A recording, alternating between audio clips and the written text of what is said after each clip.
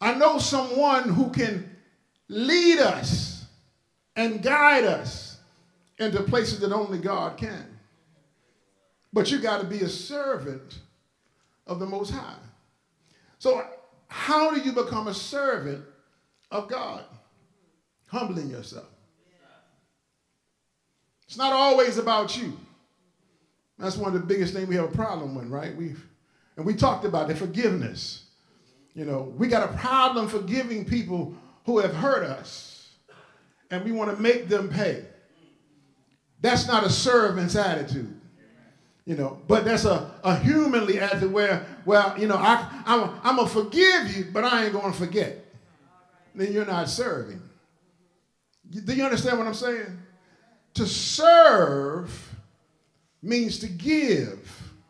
To give of yourself even when it is inconvenient for you.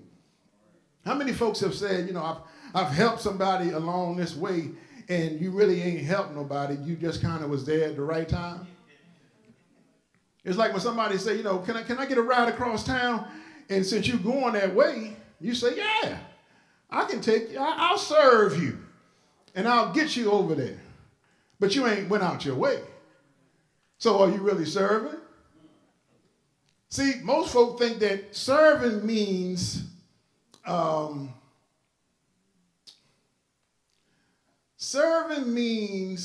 convenient.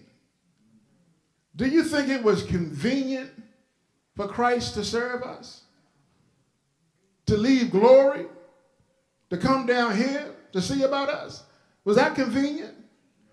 I believe he had to pretty much go out of his way. He had to leave his lofty position, the throne room, to come down to see about us.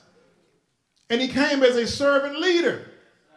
He came to serve. I believe it was him who was washing the disciples' feet. When it came down to a woman at the well, don't no good Jew talk to a Samaritan. But Jesus engaged them because he was there to do what? Serve. Woman with an issue of blood.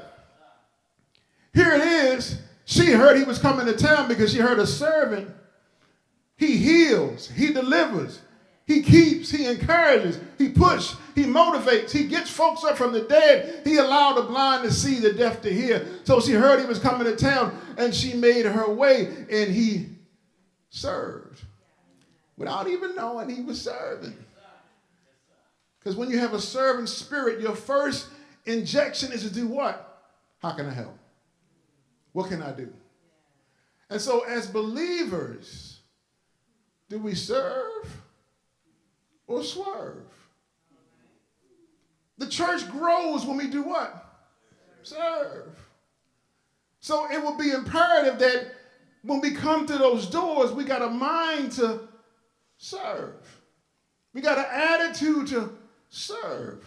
We have a disposition to serve.